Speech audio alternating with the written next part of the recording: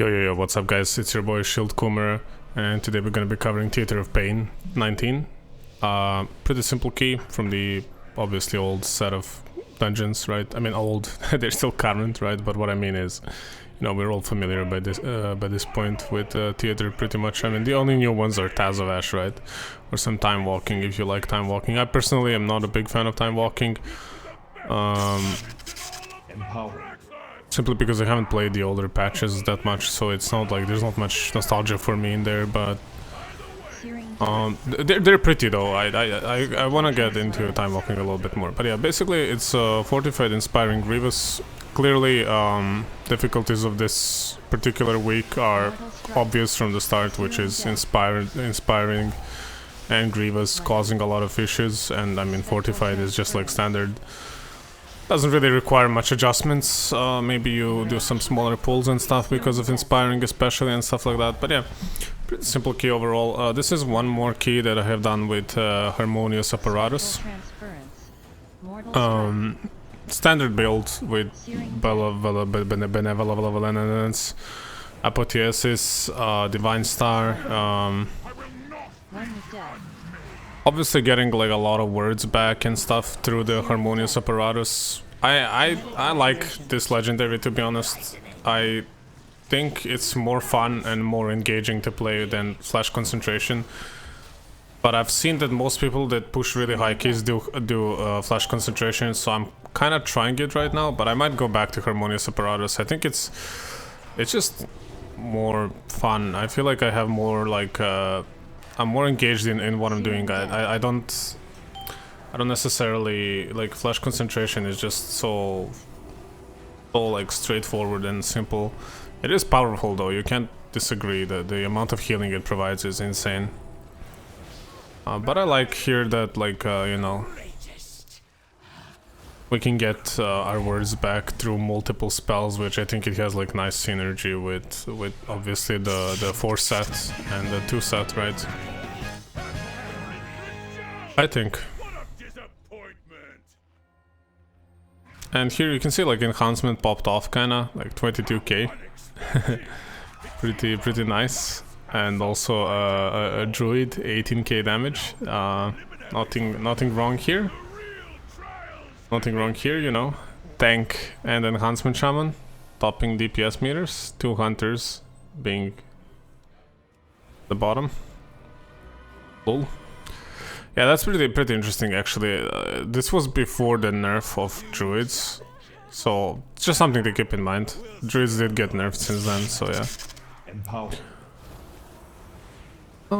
Here packs, I mean this is pretty straightforward. Honestly, there's nothing to interrupt here anyway. Like obviously some CCs would be useful on the archer guy, on the arbalist.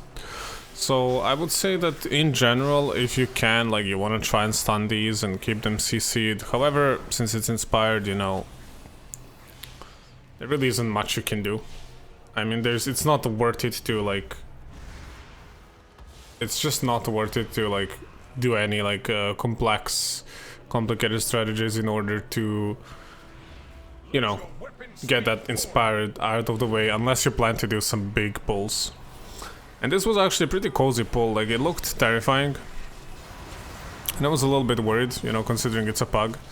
And I mean, this shaman died because he stood in the frontal like that. That is completely on him. It has nothing to do with pull. Just so people don't think, yeah, you say it's a good pull, but the guy died. Yeah, well, he died because he probably didn't see, he wasn't focusing, so he just didn't see the frontal. Otherwise, this pull is completely fine. There's nothing wrong with it. It's pretty cool. Actually, I really like it. I actually think you could even, so just a thought, but like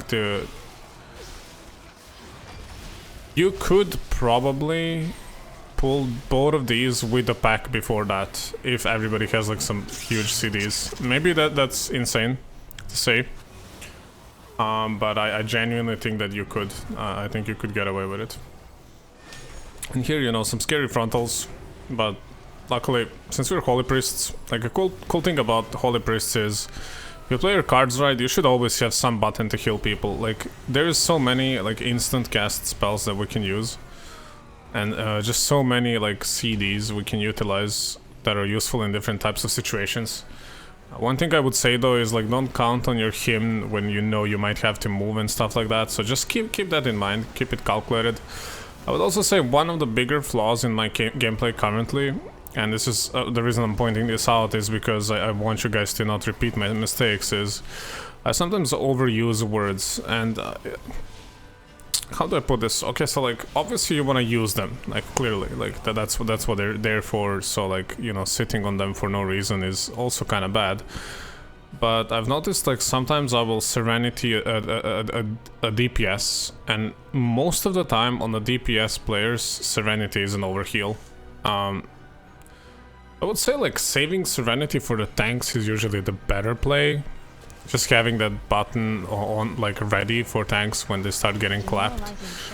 And then like using your flash heals or just regular heal if you're using flash concentration is a better play with your prayer of mending, and you know, you can even cast some renews. I don't personally like to use them too much unless I have to move and I have absolutely no other abilities ready. I don't cast renew. It's very rare, but it's just not very mana efficient. It's a pretty bad spell. Like renew is maybe good if you play renew talent just to get like, but that's kind of like a PvP talent. We don't really use it in PvE. It's just there's better talents out there. It's not a bad talent, it's just that there are better talents. Yeah, I can say like this pack is dangerous. Everybody knows that simply because, you know, Fortified plus Grievous. Arbalists are... There's a lot of RNG with Arbalists. You just have to be careful. People need to be ready to press their defensives, and I think this counter pressed all the defensives he had, so it's really... You can't blame him. You can arguably blame me, maybe, for not like keeping him more topped up, but I think it's just kind of like an RNG that you kind of have to accept on that pack. That's a reason why that pack was usually skipped for the previous 2 seasons, is because it's so RNG, and like in higher keys it is almost impossible not to lose one person there. I liked as a disc, I really liked to use barrier there. Sadly as Holy Priests we don't have any means of DR, like damage reduction for people, which I think is ultimately the biggest fault of this spec. I think as strong as it is right now, it is only strong because Blizzard really buffed the numbers, and they gave us a really good 4-set right now. But ultimately, I think the biggest problem with this spec, together with some other specs, healing specs in the game, is that they don't have damage reduction. So when you start to push this really high content, you hit this ceiling where no matter how much HPS you do, it doesn't matter because people just get one shot. So your HPS doesn't matter if somebody gets one shot, and you know, disc, you can prevent that. You have pain suppression, you have barrier, you have tools to utilize that. As a paladin, you have aura mastery, you have your sacks, you have your bops, you have divine shield for you, you have diva aura passively, and also don't forget disc has 3% passive damage reduction as well on people all the time. So you know, it's just like these little things people kind of tend to overlook a little bit, and here I completely... I don't know why barrier isn't that, so that's not on me there, but like, we just didn't kill the barrier and almost died. I'm actually surprised you don't die from that on 19. Like, these keys, they really got nerfed. I know a lot of people were causing drama on forums and stuff like, what, I need 3k Ryo to have a conduit, I want my conduit. Yeah, it really doesn't matter. Like 3k Ryo, I genuinely believe that you can, like, if you're an average player, you can get to 3k Ryo easily. You need to be a little bit determined. It's not free, but I think it is very achievable, and it's not as scary. I would say getting to 3k Ryo was basically like timing goal 17s last season, 16s, 17s, which are just a little bit above 15s, so... I think your average player that cares about like level of their conduits will be able to do this without any problems. So don't get discouraged, you know, if you're struggling, you know, feel free to ask any questions or whatever. Like, I know I'm not the best holy priest out there, but I think I'm pretty good. At least good enough as a player overall, and I'm a decent holy priest, so you know, feel free to ask some questions if you need help or whatever. I'm more than happy to answer. As I said, I'm not the expert on this spec. I feel way more comfortable on Discipline Priest, but this spec is so, I think, There's a lot of ways to min-max this spec, but for the sake of getting to 3k Ryo or even pushing a little bit above that, I feel like I know enough to be able to help people. So like, as I said, like encouraging everybody that if they're struggling with something, with a problem in particular or whatever, ask questions in comments. I will be more than happy to respond, guys, and try and help you out. You know, as somebody who has struggled themselves in Season 1, I understand you, and there really isn't that many good guides for healers out there. It's just something that people don't really do. I feel like healer perspective is undervalued a lot in MMORPGs in general. Especially in World of Warcraft, I feel like obviously good healers are appreciated, but like DPSers, they don't see healing past HPS. And I always say, like, for healers, HPS is not the measurement of how good of a healer you are. It simply isn't, sadly. Like, I wish it was. Like, I wish there was like a metric that accurately measured how good a healer is, but I've known throughout like my playing career, which to be fair is somewhat short, but that even amplifies my point. I have known some healers that have done amazing HPS, but they're just not doing. They're either like not mechanically strong as players, or they would not like have heals when needed and stuff like that. So that's what it's all about. It's about doing HPS when matters. It's not about just doing HPS and pumping those HPS numbers. That's why I always try to emphasize to you guys as well, like obviously being able to do big HPS is something that's required of you on certain packs, and this is a perfect example of when. You can see how here I'm completely chilling, I'm calculated. I know I have Sanctify, I know I have Circle of Healing and Prayer of Mending up, so I'm just finishing my boon. Finish the boon, do 10k damage, 10k DPS, and then heal people. And it's fine, you know, just play smart. You know, I could have stood there and I could have just cast spells and I would get like double the HPS. I could pop Apotheosis and just heal but that's not the point. Like, why would I overheal when I can deal damage and help the guy die faster, and if he dies faster, then I have less healing to do, and we're faster. So it's just like a little bit of optimizations and stuff like that. It's just playing it smart, basically. It's what it's all about. You need a little bit of experience, obviously, and you need a group that understands you and wants to cooperate with you and stuff like that. And here you will see this pack. This pack is, as I told the group, this is a scary pack. Like, this Soul Binder, especially considering there's Inspired Mob next to him, this guy is insanely strong. And this debuff he puts is really one of the worst fucking debuffs in the game. I think this is one of those which is actually worth dispelling instantly rather than trying to heal through it. I talked about this on the other dungeon earlier. Like, I explained a little bit about my philosophy about when to dispel, when to heal through debuffs and stuff like that. Because you gotta keep in mind, sometimes if mana is an issue for you, like, these spells will drain your mana quickly, especially mass dispels and stuff. But yeah, here you can see easily 15k HPS. Low damage, obviously, since I don't actually like to use damage here too much. I think it's needed. You need to heal here. That's basically what it is. And there you saw, I almost died. I mean, it's that tight.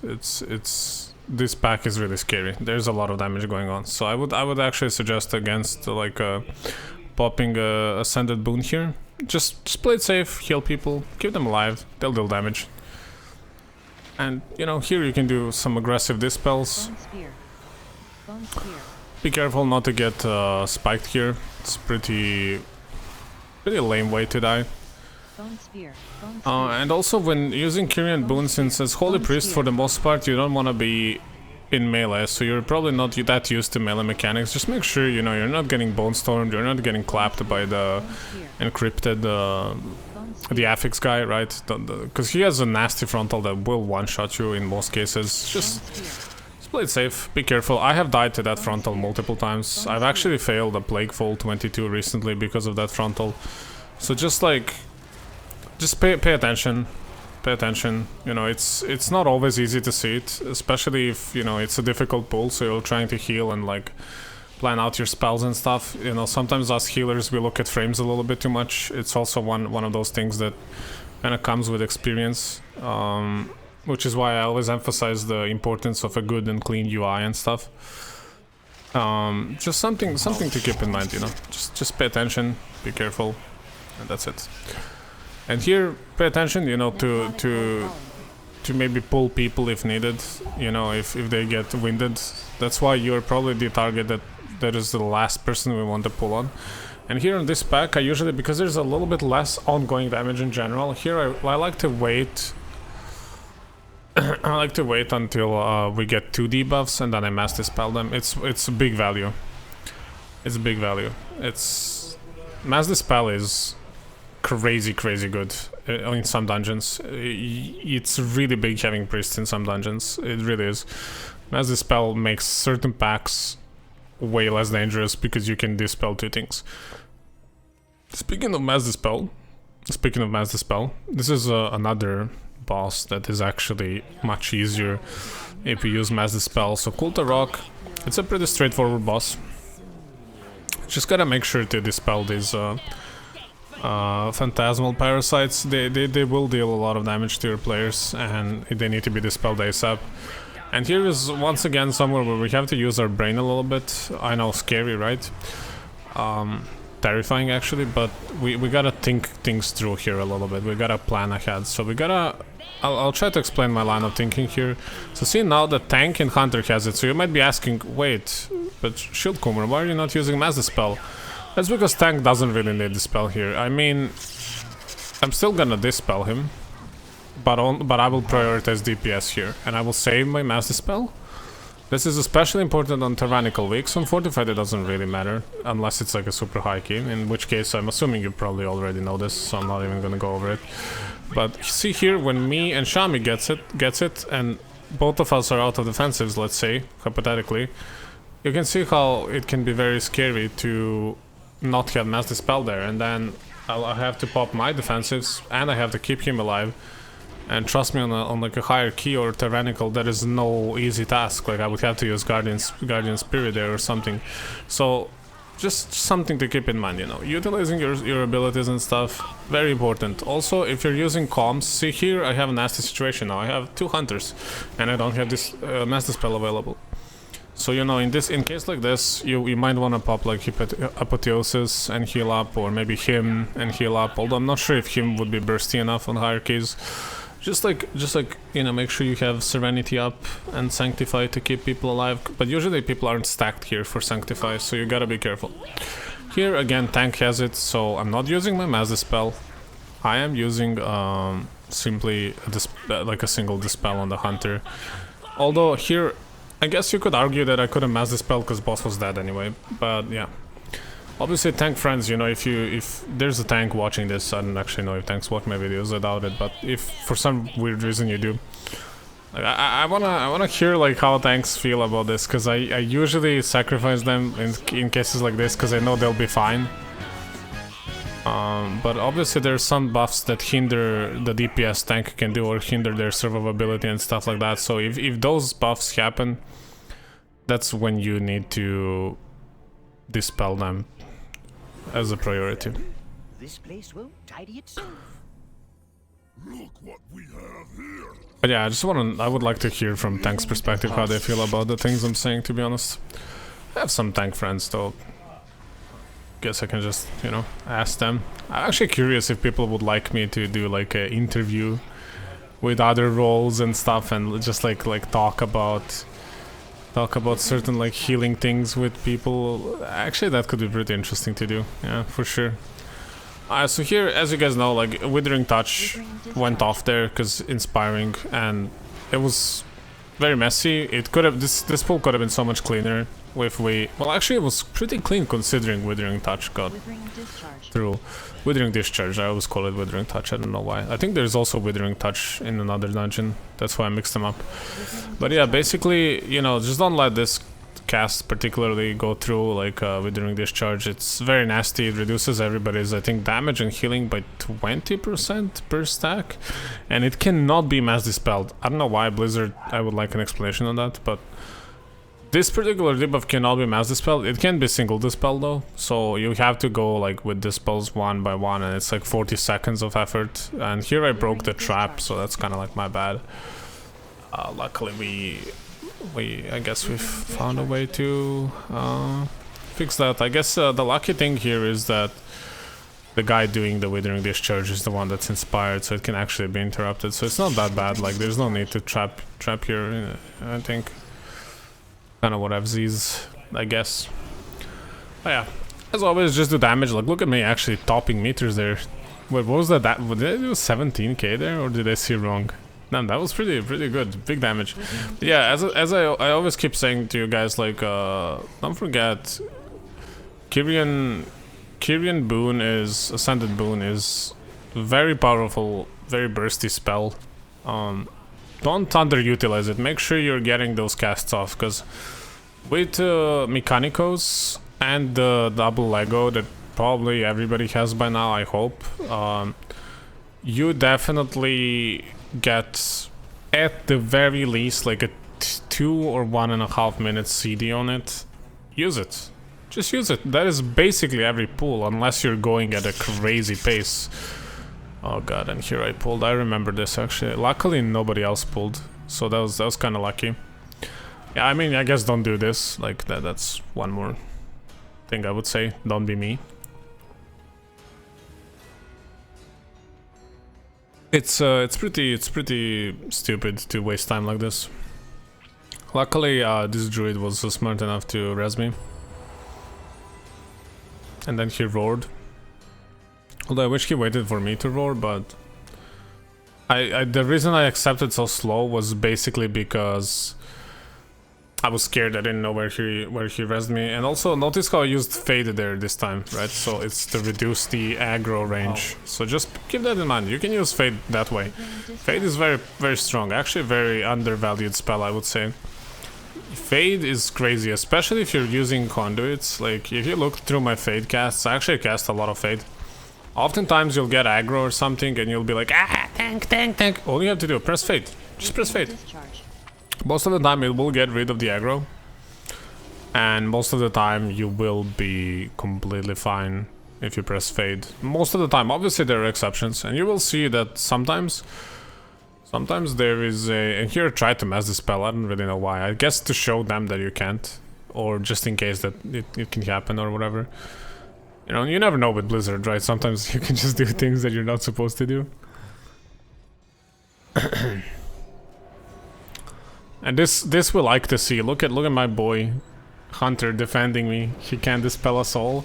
You'll love to see it when the DPS is, you know, backing you up. Because I feel like in some other group, people would already be like, "Yo, healer, why you know this spell?" It's like, okay, bro, calm down. Like all 5 people have debuff, you know. It's like you can't do you all, man. It needs some time, you know. It's yeah.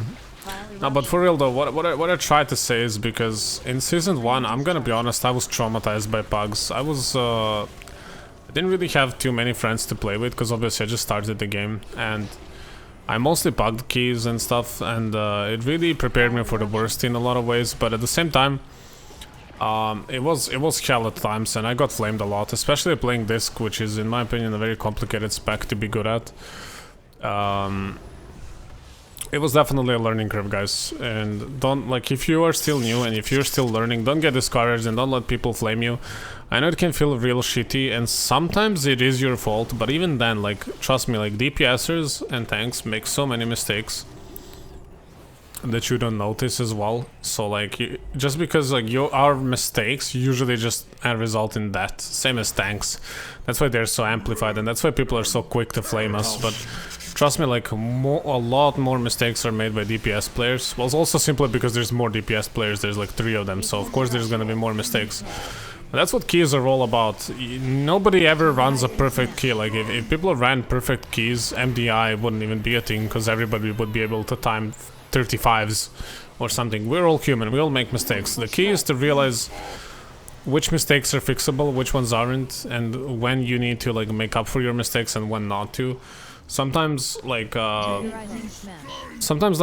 lose a tank early on in the dungeon, and like he'll res and we continue and like it's going okay, but I'll realize I'll like overcompensate on the healing and stuff. But then sometimes you also just gotta realize, you know, some tanks are just not good. I'm just gonna say it, guys. Like I've seen some really high Riot tanks that are just bad. Like if your tank needs like 10 global casts of healing every single pull, trust me, that tank is not doing a good job. Like obviously there's some weeks where that's needed and there's some pulls where that's needed, but if you feel like you're never able to get a single spell off other than heals on your tanks on every single pack, that tank is not doing a good job. And I've raised this point multiple times with certain people before, and people are saying, what, healer complaining about having to heal? Yeah, bro, because I could be doing a lot more damage if you just play the game properly. So like, that's what I'm saying. Like some people just want to be lazy, they don't want to press their defensives, and they want you to keep them alive.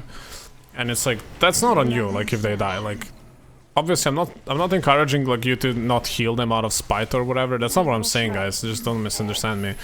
I'm just saying that like you should recognize that your potential is way more than just healing. Even as a Holy Priest, especially nowadays where Holy Priest's numbers are just so big and we can actually deal some good damage. Even smites hit hard. People are saying, smites are not really... Yes, smites are worth it, and let me tell you why. I'm gonna tell you why. Smites are worth it not just because smites, but also because Chastise. Chastise hits very hard, plus it's a stun if you talent into it or a disorient. So don't underestimate the good old smite. Cast smites if you have no other offensive ability. Like your DPS priority should be like obviously Kyrian boon, but right then after that is Holy Fire, Shadow Word Pain, Shadow Word Death, Chastise if you need a stun or just for damage, the Divine Star if people are stacked, takes very big priority. I would say maybe even bigger than Holy Fire.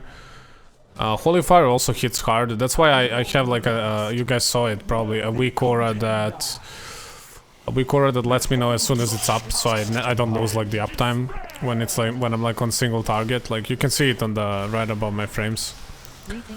Actually I should kind of make that more visible. Like I have a Prayer of Mending and Holy Fire to just kind of keep me reminded, because I really I'm gonna say this, I think that Prayer of Mending is actually a very undervalued spell. Prayer of Mending is a spell that most certainly has a lot of value, especially if you take the conduit for it. You could even maybe go for the like talent and stuff. That's kind of more up to you. I think it's good personally, obviously, and I think it's kind of like a meta, but yeah. It's incredibly valuable. It's a talent. It's a spell, sorry, not a talent that will definitely provide a lot of just passive healing, and we love to see that as healers. You love to see it, man. Like you don't have to be casting, and you get to heal people. That is amazing, because then that just means you can deal damage. You can now deal damage. You can maybe be wasting that time you would otherwise be wasting casting on like pre-positioning yourself, you know, getting yourself safe, maybe doing some mechanics for your team or something like that. So don't underestimate the power of passive healing. Passive healing is incredibly powerful. But yeah, I'll be curious to see what my damage profile will look like after this. Here we took a lot of damage. Like I'm gonna guess it's gonna be like Divine Star, Holy Fire right after Ascended Blast on top. In some of the newer keys I will upload soon enough, you guys will see there's an amazing trinket from the Zon you guys can get for a lot of free damage as well. It is super powerful, so I would definitely recommend it, even on like normal or heroic. So yeah, definitely recommend that trinket for damage. But overall, I hope you guys enjoyed this key. It was a really smooth key, a really good one. Hope you guys enjoyed. Hope you guys had fun watching. Hope you learned something. If you have any like feedback, criticism, if you want to comment, you know, feel free to do so. And you know, like, subscribe, and all the standard jazz. And hope to see you again. Thank you for watching, guys. Bye bye.